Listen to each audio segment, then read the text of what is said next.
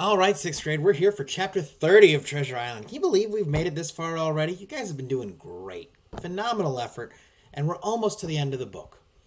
Now, chapter 30 opens the next day after Jim wakes up, and the doctor is coming to visit the pirates. Chapter 30 is called On Parole. And if you don't know what parole is, think as prisoners do. When you're on parole, you are released from your jail cell, released from service, but you are still bound to check in, be required. There are some limits on your freedom.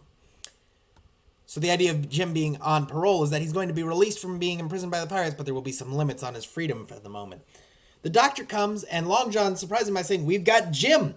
And the doctor says, "It's great, but business before pleasure." And he deals with the pirates who are sick. And he comes and he tends them, and he acts just like they're normal patients.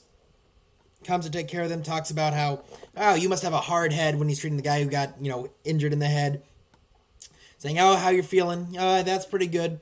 One guy, Dick, complains of being sick, to which the doctor says, "Yeah, no, your tongue's looking pretty bad there. It's pretty swollen. You probably sick." And the other pirate's like, "Well, that's comes to these spoiled Bibles." And the doctor said, and this is where we get the one big swear of the book. It's on page 176. He calls them of being errant butts. That is what I'm going to say. For sleeping in a swamp infested with malaria, and they're probably all going to come down with the disease because they've been eaten to death by mosquitoes carrying it and the like. And he then has an opportunity to talk with Jim. And Long John says, "Jim, if you give me your word that you're not going to run away, I'll let you walk out of this fort." And Jim gives his word. The pirates object, and Long John's like, "Hey, don't you go objecting with me."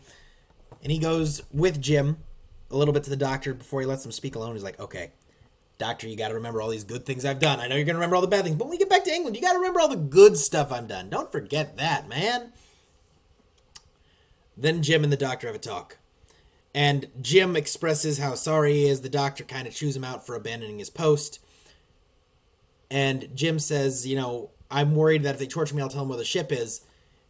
And then he lets the doctor know where the ship is, how he's stolen the ship. And the doctor's like, "Well, you know what? You have actually managed to save our lives at every turn here, Jim.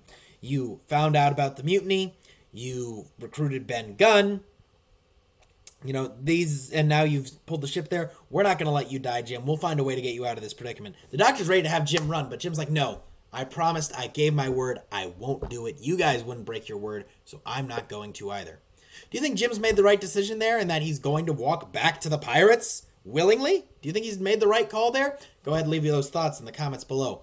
Then Long John comes back, and the doctor warns him, "Don't be too hasty to go see that treasure."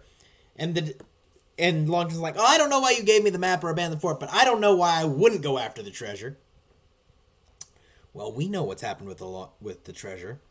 Think about what Ben Gunn's done with it. He's had 3 years on this island to find it. Finally, the doctor gives Long John this final piece of advice: keep Jim close and be on the lookout for trouble when it comes. And that's where I leave it. Do you think Jim has made the right decision going back with the pirates? Do you think he will get out of this safely?